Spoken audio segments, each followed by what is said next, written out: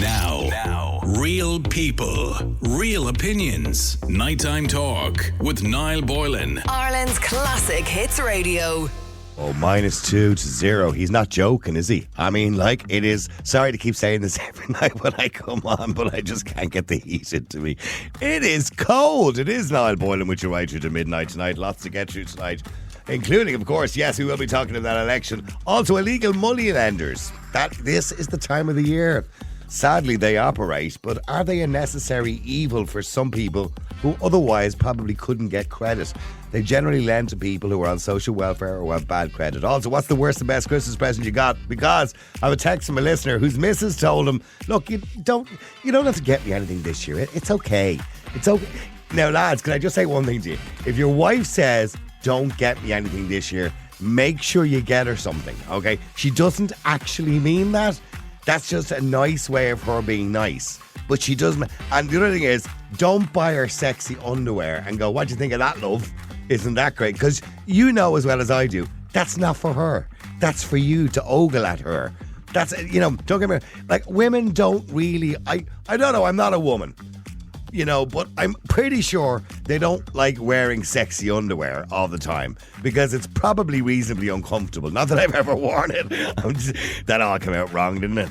I'm just saying, all those kind of frilly bits all over it and everything, they're probably not comfortable. And I'm sure they don't like wearing a G-string that's like a piece of twine for the whole day while they're in work or something like that. We'll get around talking about that later on, and also on a more serious note, by the way. Christmas is on the way, of course. A lot of people are going to be going out for drinks. You heard the warning during the news about drink driving. That, of course, is big on the agenda. Operation Lifesaver every year, and Garda Síochána stops so many people who still take the risk. But the other big risk, of course, is ladies, and I got to say to ladies, is drink spiking. Reported cases are constantly up all the time. Guys who are predators, who try and take advantage of women. It does happen. It still happens. Please be careful. We'll be talking about that a little bit later on to somebody who was a victim of it. Now, the election. What can I say? As the count in the election 2024 continues, it's still going on, for God's sake. It's like America. 2 weeks' time, we'll be still doing recounts. 172 TDs of the 174 have been elected. And counting is completed in 42 constituencies out of 43. I think it's almost finished now, actually, probably the latest.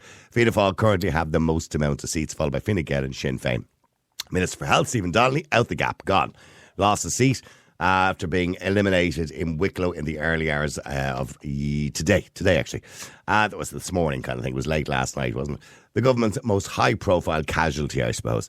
And the Dáil's longest-serving TD, Bernard Durkan, Fine Gael, loses his seat after 42 consecutive years. A career politician, gone. So there was a few changes. The Green Party annihilated, with the exception of Roderick O'Gorman, who barely scraped in. And I will say, literally scraped in the door. So he is back, but just about, and I think he should be humbled that he's actually back in a job. Gráinne Seoga, of course, didn't make it and said she wants to take a break before deciding if she wants to remain in politics. Maybe Gráinne's first time out, I don't know, didn't do it. Probably take a break from politics. You weren't in politics in the first place to take a break from politics. So, I mean, you know what I mean. How can you take a break from politics when you're not in politics? That'd be like me saying, I'm going to take a break from politics. That old EU campaign that took a lot out of me. Anyway, we'll be talking about all that. And we also want to talk about the fact that so many people didn't go to the polls. And of course, last Friday saw the polling stations open for the Irish general election. And to be honest, it has resulted in more of the same. More of the same: housing problems, immigration fiasco, healthcare chaos, and woke ideologies, if you want to go down that road too. It's almost, and I said it on Twitter over the weekend and got a good reaction to it, a case of Stockholm syndrome with the electorate. 71% of the electorate, according to a Red C poll, or was it an Ipsos poll, going back a little while ago, a very short time ago, actually said that they wanted radical change, yet that's not what they voted for. Or is it because there was such a low turnout at the polls? Voter turnout fell despite the public campaign by the Electoral Commission and the registration of 400,000 new voters. They obviously didn't go out and vote. National turnout was less than 60%, which is even lower than the general election in 2020. So what happened? If there was 400,000 new people registered to vote and yet less people actually voted, what actually happened? Did they just not bother their arse? So, look, I think it's time we looked at fines for people who don't show up and vote on polling day. I mean, do you think that we should copy Australia when it comes to issuing fines? Do you think that would help increase the turnout? Would forcing people to vote actually make a difference? Because I really believe the people who wanted that change are the people who are not registered to vote. When you look at working class areas of this country, particularly in Dublin, I can only speak for Dublin, I suppose, because I live there, but when you look at the working class areas, you know, the likes of Ballymun, Darndale, Ballyfermot, Finglas, they all have the lowest turnouts. And they always do. They really always do. I don't know exactly the turnouts for each of those constituencies, but they always do have the lowest turnouts. Why? Why is that? I'm kind of a little bit taken back by that. I also want to hear what you think about the result. Were you surprised? Are you happy with the results? Do you think, well, we're in for 5 more years of the same? Do you think the government will last? Do you think that we have too many representatives in the Dáil? Of course, Ireland, by head of population, probably has more TDs, councillors, senators than any other country, more public representation than any other country in the world, probably. Is it a case of too many cooks spoiling the broth? So I want to know what you think. Should we bring in mandatory voting? Would that make a difference? And while you're on, I want to hear your kind of breakdown of what happened over the weekend and the results. Let me know. The number, as usual, 087 188 0008. That's 087 188 0008. Let me first of all go to Jim if I can. Jim, hi, how are you? Hello there, Niall. How are you? Good night to you. Thanks for having me on, and good evening. Good night to your listeners. Okay, good to hear you too, Jim. Are you shocked, surprised, or did you just expect to be 5 more years of the same? Is that what you expected? Well, I was very taken with Henry Ford's quote about if you always do what you always did, you always get what you always got. And it does seem to be much of the same. And I suppose the reality is with the major parties, there's very little to distinguish them from each other. And there's a huge level of apathy, particularly amongst young people. I've been a teacher for the last 30 years and I certainly have my finger on the pulse with them, and a lot of them tell me very little interest, you know. But here's the thing, right? We all the time sort of blame young people a little bit and say they should know more about politics. I think young people probably know more about politics now than we did when we were kids. Up to the age of 17, I couldn't have told you who the Taoiseach was. I didn't know. I remember the only bit of political experience I had as a kid was Erskine Childers. That's how old I am. Erskine Childers came to visit the school, and we thought this was great. And he was running for election at the time, so that's how long ago that was. You know, so apart from that, I had no idea. And there's no doubt, Niall, they have access to a huge body of information that you and I didn't have access to. And look, it's the job of politicians to encourage the interest and catch their attention. That's our problem, I suppose, not theirs. But you know, realistically, were teenagers ever particularly interested in politics? I don't know, but I think as a teacher, I would say there is a greater apathy abroad today than there was in the past. I think you're a local councillor yourself, aren't you, for Aontú? I'm a local councillor for Aontú, and I ran in the general election. I'm the Cathaoirleach of Rosslare. Okay. Yeah, just for full transparency. Doesn't matter anyway, but it's all over now. You what? I said just for full transparency. Not that it matters. It's all over now. But look, Patter did okay. You know, and they got another seat. Aontú got a second seat. Patter did okay, and personally speaking, like, this party is very new. I got into this 5.5 years ago. I was first elected in Wexford with 777 votes, and I walked out of the count yesterday with 5,076. So nobody could be disappointed with that rate of growth. And by the way, I'm surprised you didn't get a seat with those kind of with that amount of votes.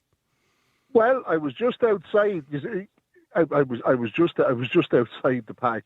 Did you get the quota? By the way, you got the quota. I'm assuming. No. Didn't get the quota. I know if I got the quota, I was in, but I certainly got my expenses back. That's what I'm saying, the quota for expenses. You got that back, yeah? Oh, yeah. Yeah, well, at least that's something. You get your money back anyway. That's the main thing. So why is it? Is it a case of, you know, like me dad, my father, you know, Fianna Fáil could have burnt the country down, and my father would still vote for them and say, oh, don't worry, they'll fix it tomorrow. So, I mean, is it a case of, is that still happening, particularly in rural Ireland, where you see my father voted for them, my father voted for his son before that, and all that kind of carry on? Is that the way it works still?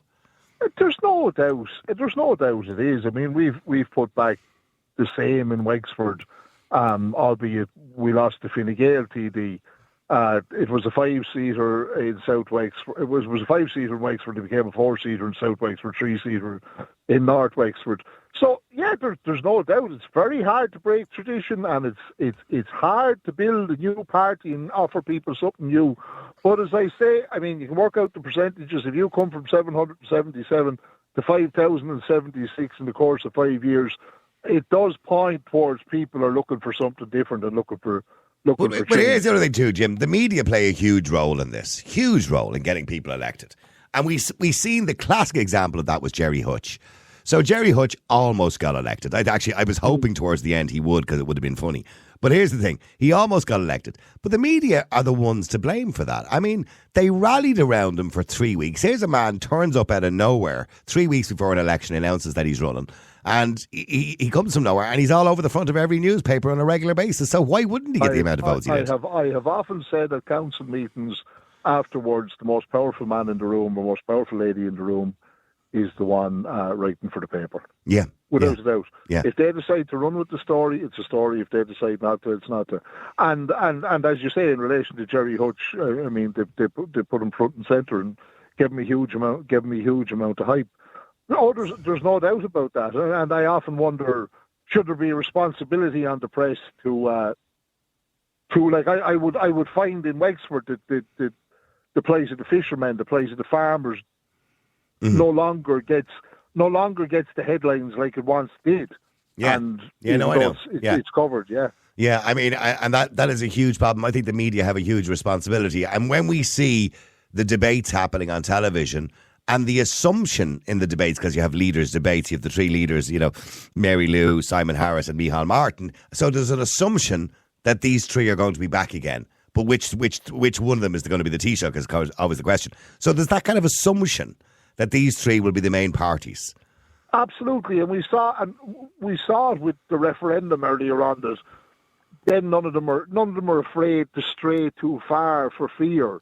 For fear they'd lose votes, for fear they'd lose And what we offer is a braver stance. We said, no, we're not in favour of it. This is where we stand. Yeah. Regardless of the outcome, this is our interpretation. And we were brave and we interpreted it correctly, and the people seem to acknowledge that. So that's what attracted me to that party, that it's a party where you know where you stand, And before I just move on to the next caller, Jim, do you believe that, when you look at the turnouts for general elections, they're kind of low in some areas, particularly in working class areas. Do you believe that, say, the Australian model and some other countries do similar things where they will ban you from the next 4 elections if you don't turn up or whatever it is? That a fine maybe for not turning up and voting. Should there be a fine? Unless you have a good excuse, of course. Look, the fines. The fine is neither here nor there. The apathy derives out of the fact that people have heard politicians debate back and forth, trade statistics, and nothing changes. Like I saw the greatest interest arrive in housing in Wexford in the last couple of weeks by parties who were barely attending the housing meetings. I attended a housing meeting today where there was very few people there. But see, when I went out, when I was campaigning in the European, when I campaigned in the European elections, if I was to go by the amount of people I met who said they'd vote for me, I should have got a job in Europe, right? But the problem is, those people who were telling me, oh yeah, I'm going to vote for you, well done, listening to the radio all the time. Yeah. Those people were in Clondalkin, Ballyfermot, Ballymun, Finglas, Edenmore, where I come from originally. They were all in those working class areas. And the problem is, when I looked at the turnouts in those areas, it was like 25 to 35%.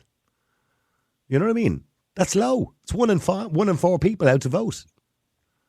Absolutely. And in rural parts, like where I represent, I've seen that apathy amongst the fishermen, for example, where they're promised there will be change, people get elected and they forget to speak up for them. Yeah, well, we'll stay there a second because Gina and Sean will be with you in a second as well. James, hi, how are you?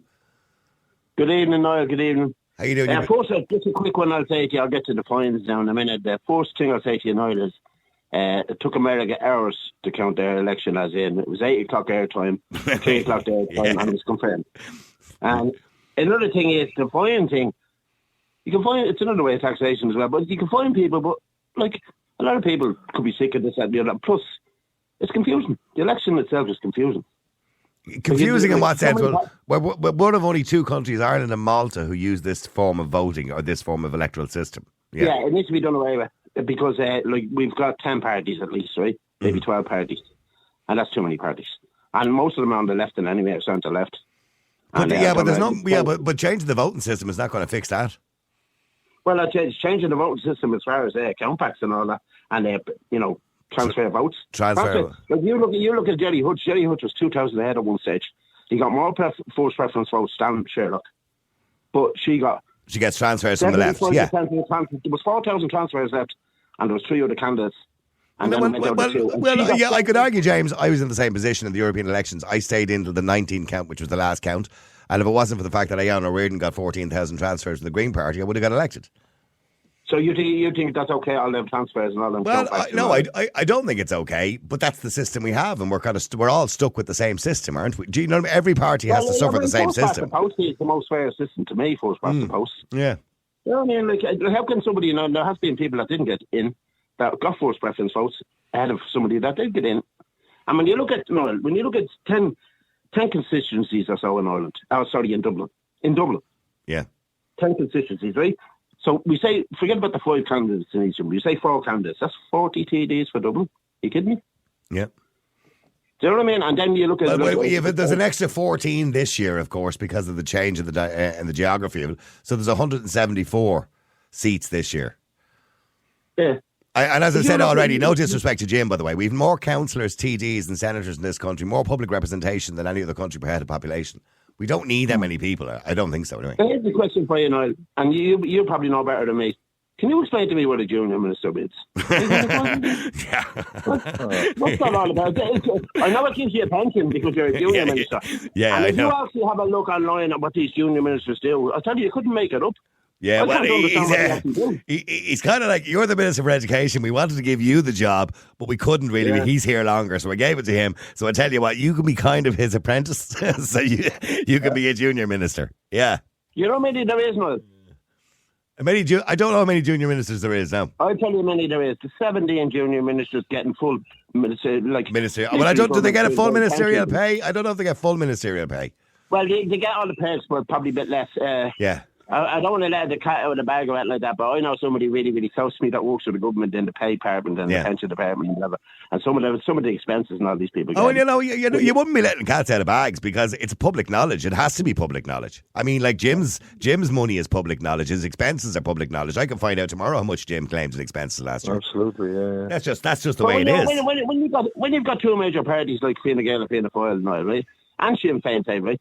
When you got them, right, and you got 10 different parties, right, probably 11 parties, probably, it's very confusing. Like you think you're wasting your vote just voting for somebody that's like, but I would vote, but you know what, I couldn't vote this year. You know why? I went over and he said I wasn't on the register. Now, I'd hardly take myself off. I'm living in the same area 45 and a half years. Yeah. And I know that happened to a few people, yeah. Here's the thing, you know, this is how bad this country is, and it's not progressing in any department. My mother got her fallen car, she passed away 6 years ago, but I didn't get mine. Right. And I have my suspicions on the old Jerry thing as well with Sherlock. But it's always, conspiracy. Yeah, well, it was unfortunate. You know, as I said, he arrived here 3 weeks before the election. He used up whatever 5,000 or 6,000 votes, which could have gone to somebody else who may not have been on the left, because it's all left. It's the left leaning that seems to get in. But here's a very important point with the elections, right? Very important point. Darragh O'Brien gets back in homeless, and the homeless is just going up and up and up. Right?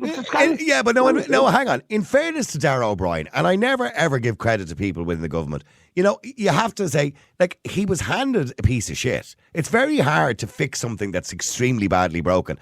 And I think I don't think he put a gun to his head now. No, but hold on. I do believe he's making an effort, and I do believe he's trying. I don't believe he's doing the worst job in the world. As Roy Keane would say, it's his job. No, absolutely, but he was handed a poison chalice, James. You know what I mean? I suppose the health of poison chalice then as well. Yeah, but he's gone. Well. Yeah, he's gone. Yeah, well, he was always a kind of like twat, wasn't he? Oh, well, you have your own opinion on him, but some people think he's done a great job, other people thought he was useless. Anyway, stay there for a second if you want to, lads. I want to come to Gina and Sean, but I have to take a break. I do apologise, Gina and Sean, for keeping you waiting for so long, but I will be switching straight after the break. I do promise you, all right? All right, keep texting, keep WhatsApping. The number is 087 188 0008 if you want to get involved. James, hang on for a second. I'll be back to you in a second. Gina, hi, how are you? Hi, how are you? My name is Gina McNamara. Gina, nice to talk to you. Gina, I'm a disability advocate here in Galway, and I've been following all the counts in Galway West, Galway East, Galway Mayo, Roscommon. No, Galway, Roscommon. We had 3 constituencies here. Yeah. And were you happy with the result? Well, I'm not impressed with Fine Gael and Fianna Fáil getting back in again. But what do they do for people with disabilities? Well, that, of course, came up before the election. know? Yeah, it was a big thing, of course, when Simon Harris was challenged in relation to that, of course. And ignore that poor woman, practically. But he did apologise. Exactly. He did apologise afterwards. But you are right. They've done very little for people with disabilities. And I think I am a disability for a long time around Galway. And I was at the count centre at Galway West last night. They didn't finish filling the seats in some more constituencies as well. It was like 4 o'clock in the morning. Oh, they still haven't quite finished anyway, Gina. It's still going on, but it does take a few days sometimes because there's a lot of counting to be done. But in saying that, Gina, do you believe that people who didn't vote, because I don't know what the turnout in Galway was, but I'm assuming it was lower than 50%. Do you believe that people who don't vote should be fined? The rate, I think there's a lot of points in relation to that there's a lot of people who are elderly and people with disabilities that may not be able to access the polling booths. They may not be able to, as I'm nearly blind, for example, and the Vision Ireland, which used to be NCBI, templates are not fully accessible for the long page. Like we had 17 candidates for Galway West, for example. And it's just, and even with the councillors election a few months ago, there was 20-something on the page. That's right, yeah. Fixed. Yeah. How are you supposed to? It's just very, very stressful. Yeah, particularly, and it is done in Braille as well on the page, I think, isn't it? There is Braille, but a lot of people who are blind or visually impaired don't use Braille. Okay. There's only a small number.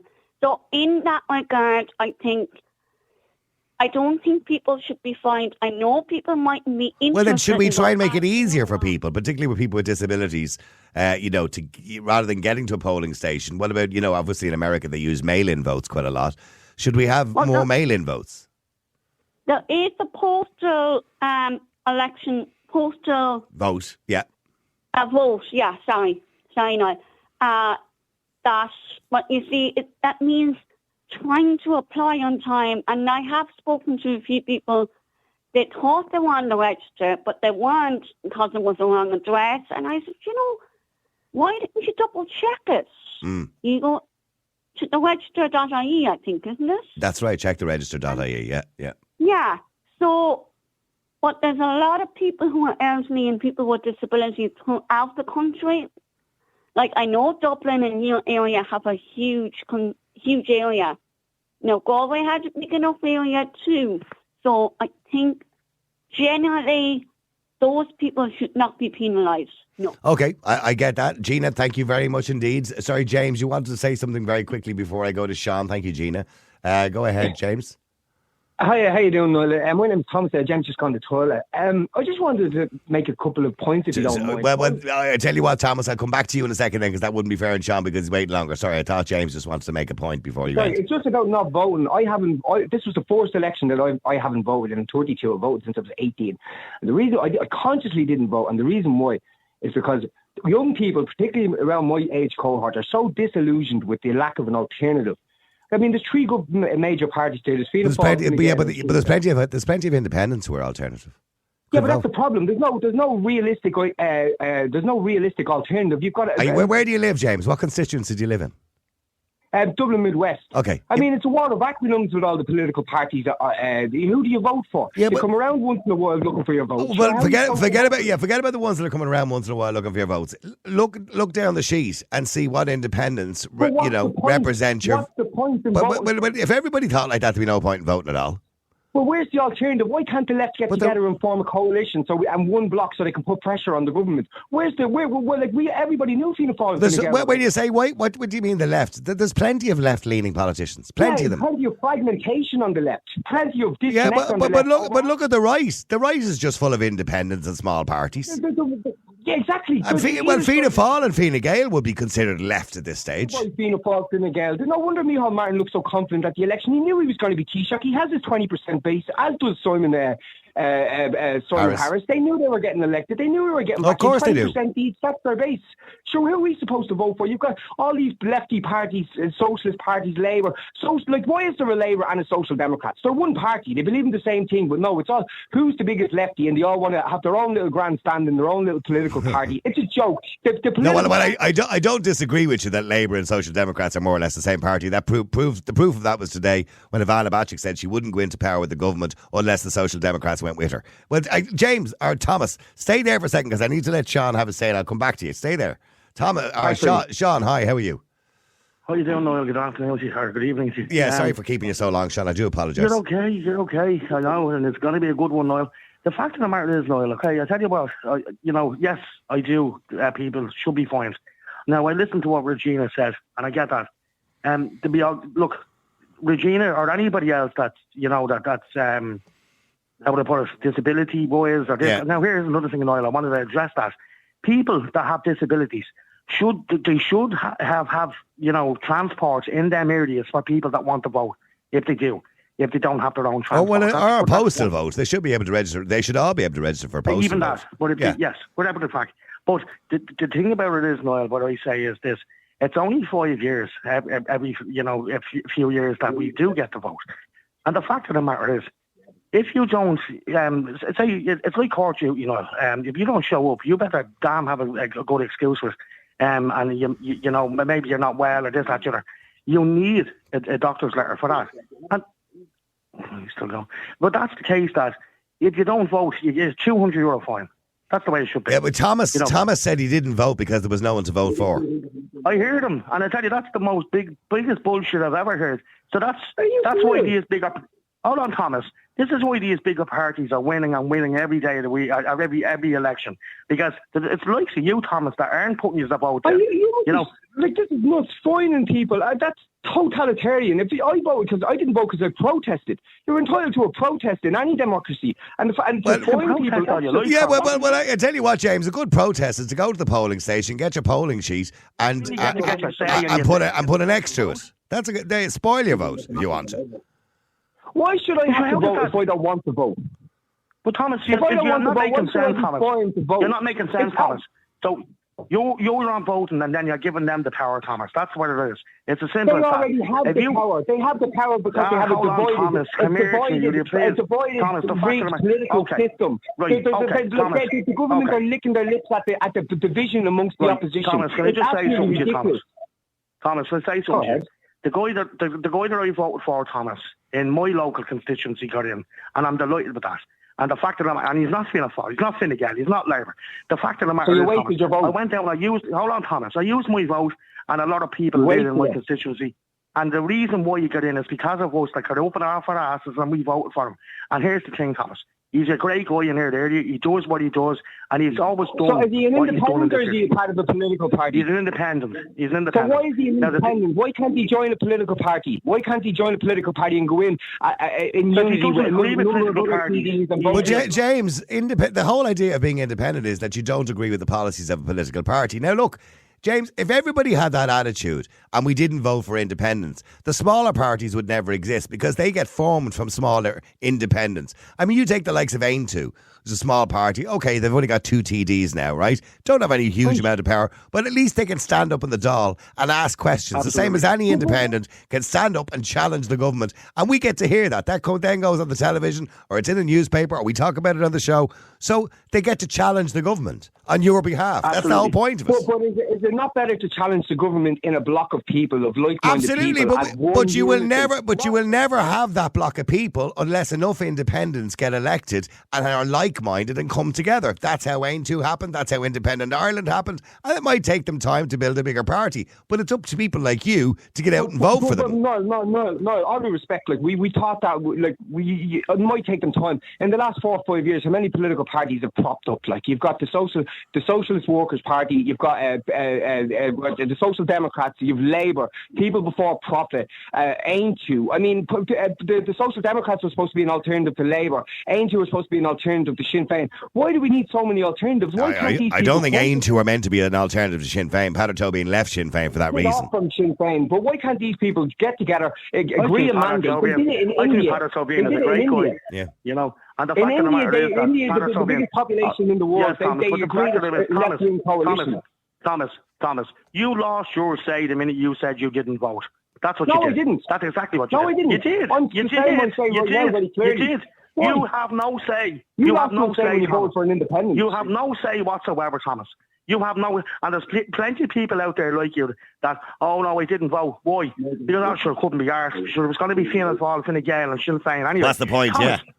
Oh, boy, fucking Jesus, Thomas. You lost. My argument is, sorry, excuse me. You know, you lost your argument, Thomas. It's gone. It's out the window. Just can I get a point in, please? My argument is that you're asking why did so many people not turn up to the vote? And my answer is to that, and my personal answer to that, and from people I'm speaking to, is because we're disillusioned with so many political parties, all the fragmentation within the political system, and it's extremely confusing to vote for. You're completely disillusioned. Nobody inspires the people in the online social generation, Twitter, Facebook, whatever, in the millennials, I suppose that's what you call it. Like, who's there to vote for? Like, Fianna Fáil and Fine Gael, they have their base.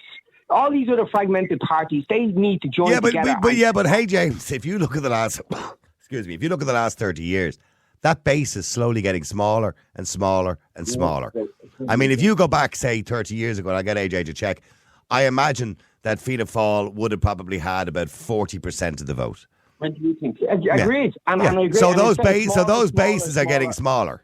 Yeah. And the political system is getting worse and worse and worse because these fragmented parties can't capitalise on the decline of the bigger parties. They all want to go off and run their own political party and be the heads of their own political party and be the biggest socialist or be the biggest right winger. Yeah, but you can't just, James, you know, okay, a lot of people claim that Ireland is too left for too long, right? And maybe there should be some sort of conservative party. Fair enough, right? So, but you can't just invent a conservative party tomorrow with like 20 TDs in it. It takes time. It takes time. Why can't they coalesce? I'm not disagreeing with you. Maybe Independent Ireland, Ain 2, and a few independents like the Healy Rays, what have you, Matty McGrath, maybe they should all get together. Absolutely. I'm not disagreeing with you.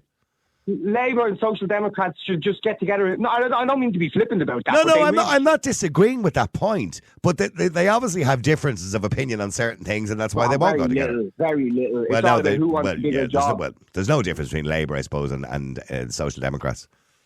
It's ridiculous, like, you know, it's ridiculous. Like if Labour and the Social Democrats were together in this election, they could have gotten a fairly decent block in the government. Like it's a joke. Yeah. Sorry, Sean. Yeah, go ahead. No, I was going to say this, and I'll tell you this, Niall. You find the 200 quid if you don't turn up, and look, if there's something wrong with you, you're not well. If you're not well, and you can't attend a voting station, that's okay. You know, if you have proof of that. But the fact of the matter is, you know, you should be fined, and I tell you that it should be the same as a station. Who spends that money? Because I wouldn't trust this government to spend it. Can't even build a bleeding bike shed for whatever it may be. But the fact of the matter is, you don't have a say. You didn't even vote. I don't know what you're talking about. Yeah, if you wanted to protest, Thomas, what you should have done was gone to the polling station and spoiled your vote. You shouldn't have not turned up. You know, Sean is right. Technically speaking, you shouldn't even have an opinion because you didn't bother voting. Well, you're asking me why did people not turn up and vote, and I'm giving you an answer, and I feel like I didn't. I just couldn't. The reason I believe a lot of people didn't turn up to vote is because they couldn't bother their arse. Couldn't be. Well, why did they not turn up last time then? Right. No, because they couldn't exactly what happened. No, they just couldn't be arsed, James. That's all. That's the reason people didn't vote. Exactly what happened. That's an easy answer. Oh, the train and Can I ask you a question? Sorry, Jay, I didn't call you James. I meant to call you Thomas. Sorry, Thomas. Can I ask you a question? How old are you? Oh, Thomas, 32. Okay. Well, I mean, you're still quite young. Yeah, no, I voted every election since I was 18 now. Yeah, I okay. voted in every single election. I've always voted. I was involved in It's only politics 3 for a long elections, time as realistically, well, and Will. I'm just You know? completely disillusioned with it. Yeah, it's only 3 elections, in fairness. My The thing is, generation Thomas, of people feel that Thomas, way.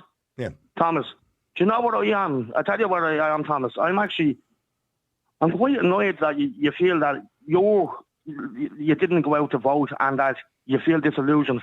Now, Thomas, here's the thing, and I will say this to you. We've all been given plenty of time. We were all given plenty of time to check the election, that we were on the election. Not in your case, but I heard other people saying this. We had plenty of time to check. But the fact of the matter is, Thomas, you could have voted for somebody that you said, okay, look, he's not too bad. He's doing all right in my area. I go out and vote for him. You had that choice, Thomas. You did. You did have that choice. And you didn't use it. Who's done all right? Are you telling me there's not one single politician in your constituency running that represented some of your views? I'm interested in national politics, not regional politics. No, I know you're not. I'm not talking about local elections. I'm talking about general election. Are you telling me there wasn't one single politician deserving of being a TD and standing in the Dáil to represent you? Are you telling me there wasn't one in your area? We're too localised. That's too parochial in this country. That's the problem. No, they're not. That's why you have so many Definitely independent. Of course there was. Some of them are parochial, but not all of them. We're not all living in Kerry. But stay there, because I know the Healy Rays, and in fairness, the Healy Rays, parish pump politics they call it, they do a great job for the locals down there. That's why they get elected all the time. Anyway, stay there for a second. I want to come to Danielle after the break as well. All right, AJ's giving out to me. I have to be quicker with everybody. Thomas or James or whatever your name is at the moment, just stay there for a second. Thomas, yeah. Okay, stay there for a second. Danielle, hi, how are you? I'm good, Niall. How's it going? Good, Danielle. Nice to talk to you. Danielle, did you go out and vote? I did. Okay. And you know something? I was very unsure who I was voting for, but I found people on the ballot page. Okay. It's people that kind of were like-minded or agreed with some of your policies or some of your thinking. Okay. Yeah. And like the independents. Okay. Yeah. What was in relation to the result, by the way? Were you happy with the result? Was it what you expected or are you disappointed? I'm disappointed. But sure, look, if you don't go out and vote, nothing's going to ever change in this country. Well, Thomas believes there's no point because there was nobody out there that represented his views. That's a load of crap because I was the same. I didn't know. I was getting the leaflets through the door and then I looked at the ballot page and I went, okay, right. You know? Yeah. Yeah. There's always someone to vote for. Do you think there should be a fine for not voting? When we look at the turnout, and the turnouts are always in and around, somewhere between 30 and 60% always. Yeah. So do you think there should be a fine? Absolutely. Because what's the point? It's our one right we have to show our voices. Yeah. Men, as they say all the time, the cliche, men died outside the GPO for our right to vote. Exactly. And women. Yeah. Yeah, Thomas, do you ever think of that? Men and women died for your right to vote. I just of course, there's people to vote for. There's names on the ballot list. I honestly. So why didn't you vote? What, did you not vote in something you believe in, or a party you believe in, or on a direction the country might go? You just voted for an independent. It makes absolutely no sense in my mind. It's politics. I know what my. It's he who built the road gets my vote. Views are, not he who will do the best for the country. But I know what my views are, and I went with who I thought was the nearest to my views. Yeah, you just said you didn't know who you were going to vote for, and you're very confused, and then you just voted for an independent who had a nice name. No, that's not what she said, by the way. She never mentioned having a nice name. She mentioned she voted for the person who correlated with her views. But I mean, exactly. But that's the problem, because we don't vote with any idea what way we want the country to be run. It's parochial politics. I don't know any other way to say it. I know what way I'd like to see this country run properly, not with the government that we had. But you didn't vote with any intention of getting the voting that current government out. But hold on. See, Thomas, you're not making sense. When you say vote to get that government out, if everybody voted for an independent tomorrow, the government would be out. But everybody didn't. So there are, as you rightly said, there's a base of Fine Gael, Fianna Fáil voters. That base is getting smaller because there's smaller parties now and there's a lot more independence than there ever was before. So the more and more independents and the more smaller parties are, puts the government at threat, which means the government then have to form coalitions and they have to bring some of those smaller parties in. Now, they could bring Aontú in this time. I don't know. Maybe they will, maybe they won't. I can see them bringing Labour and the Soc Dems in. They probably won't need them anyway. They might drag a few independents in. But here's the thing. If nobody's there to challenge the government and nobody votes for those people who might be on the opposite side to the government, well, then we're never going to have the country run the way we want it to be run. we're never going to have the country run the way we want to. It's a bit of a defeatist attitude, isn't it? But at least you can give people a chance. And now, Fianna Fáil, Fine Gael are laughing at the electorate with the division amongst the electorate. You've got an endless amount of independents and 8 other political parties. It's divide and conquer. It shouldn't be that easy to set up a political party, in my opinion. You should have at least 10,000 registered members to at least set up a political party. The idea that a political party... Where are you going to... And if I wanted to set up a political party tomorrow to challenge the government, let's say a Conservative type party or a right-leaning party, where am I going to get 10,000 members from? I can't just invent them. Get on the ground, canvass, campaign, start a movement, do something, not just go in and fill out a... Do you think people haven't tried to do that already, Thomas? Do you think people haven't tried to do that? It makes a mockery of the political system that anybody can just go in and set up a political party. It makes an absolute mockery of it. You should have a Well, that's the Constitution of Ireland. That's your democratic right. If you want to set up a political party tomorrow, you can. There's a couple of rules around it, but you pretty much can do it, or anybody can run for election. Anybody can run for election. It's a democratic right that anybody can run for election, but it shouldn't be. It's not a democratic right that you can just set up a political party. Well, there is a criteria for setting up a political party, by the way. Well, you can't just walk in off the road tomorrow and do it. You have to have a few members. I mean, don't get me wrong, it's not that difficult. I'm not suggesting. I know that there's a coming out here for one of the political parties. I won't say which one, but I know there's a coming out here, and the meeting is minuscule. Like, I won't put a number on it. Yeah, 2 people at it or something. I get that. So, Danielle, you're disappointed with the results, so we're kind of stuck with it for the next 5 years. So you don't think you don't think the next 5 years is going to be any different to the last 5 years, no? No. Can I make a prediction? Yeah. There could be another election. I don't know. Yeah, I would have thought so, but with the amount of vote seats that Fianna Fáil have got, Fine Gael have got between them, I can't see that happening. But can I see this government lasting the full term of 5 years? No. Let me make a prediction for you, and this is a very doomsday prediction, right? I believe the country will go bankrupt within the next year. You're spot on. Yeah, because they're spending money left, right and centre. No, not only that. Once Donald Trump gets into power and he puts tariffs and brings a lot of American companies back to America, I think we're going to see a huge drop in our economy. Anyway, that's just my prediction. I hope that doesn't happen, by the way, but I think that's the prediction. And let me go to Owen. Owen, thank you, Danielle. Owen, hi, how are you? Hi, Niall, how are you keeping? Good. Owen, I hope my prediction doesn't come true, by the way. For our sake, because I don't believe the government that we have could deal with a bankrupt country.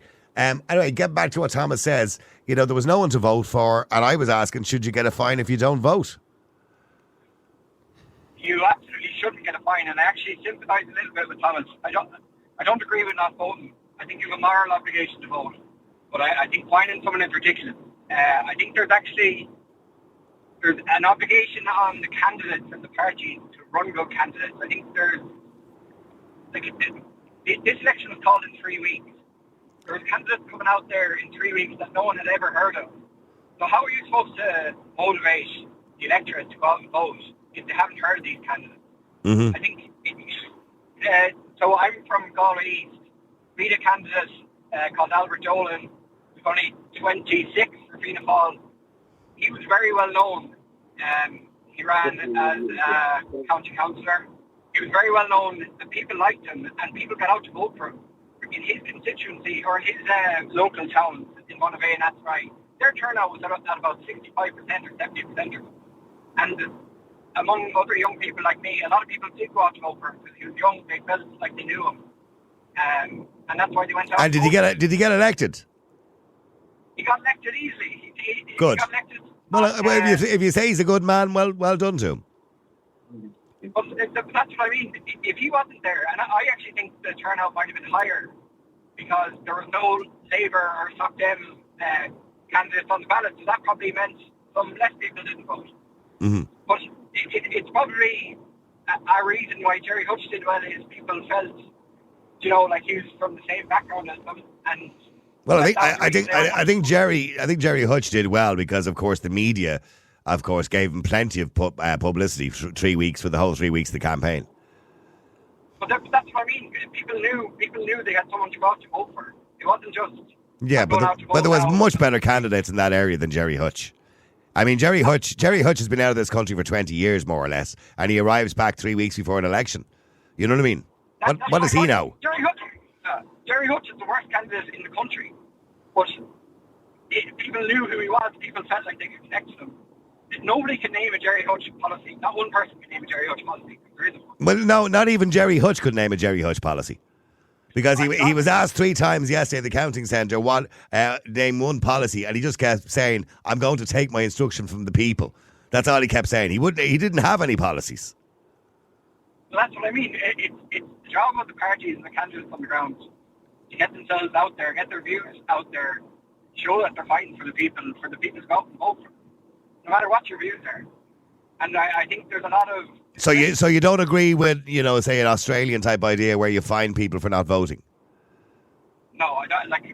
That sounds like a great idea when the elections aren't going the way that you agree with them. But you might find you've snookered yourself in when it's the other way around. So no, I don't agree with that. Okay. We're in a democracy if you want to vote. Okay, thank you for that, Owen. Let me just go to Martin before I go to the news as well. Jerry, I'm going to have to come to you after the news. I do apologise, Jerry, all right? Martin, how you doing? You want to say something there? Yeah.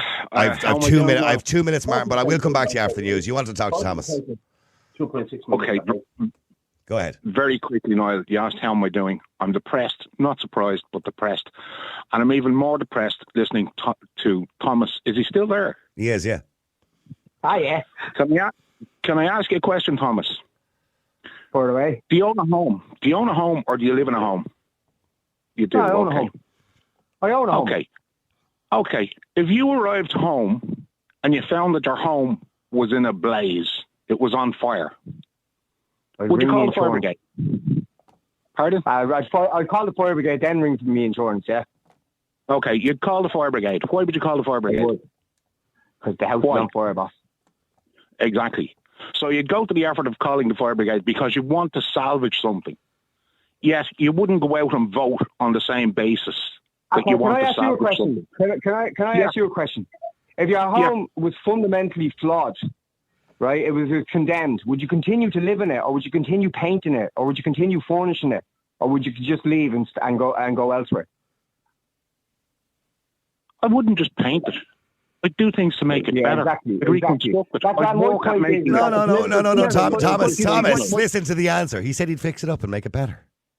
So you fix up a house that should be condemned, that's structurally damaged, that you have no hope of salvaging.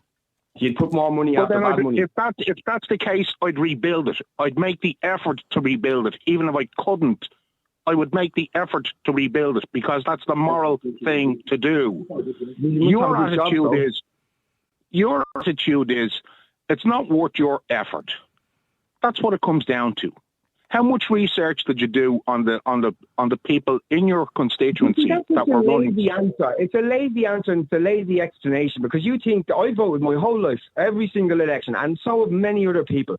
And it's almost gaslighting and insulting to the electorate that you blame the electorate for not showing up and being disillusioned in a country where apparently we're one of the richest in Europe, but my generation in particular, people in their 30s, 40s, cannot afford a home, cannot afford to get married, cannot afford to have a child, and yet blame the electorate and just call them lazy for not going out and voting, rather than actually pointing at the political system and the fragmentation in the parties and saying, do you know what, maybe they should change. Not the lazy electorate, maybe they should change. The electorate should change, exactly. The people on the ground should change. He's talking about the political system. Maybe the political parties who pop up, who can't seem to agree on what toilet paper to use, let alone how to govern. But blame the lazy electorate. I voted I know a lot about politics, and I've voted in every electorate since I was 18.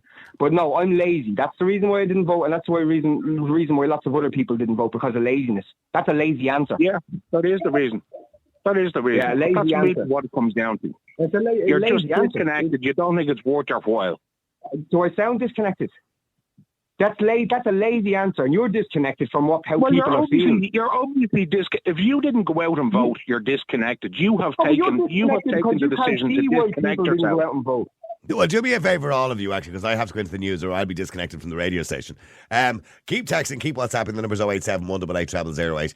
Thomas and Martin, I'll get them to ring you back straight after the news. And Jerry, I will get them to ring you straight back after the news too, and I'll bring you all on. Now, real people, real opinions. Nighttime Talk with Niall Boylan. Ireland's classic hits radio.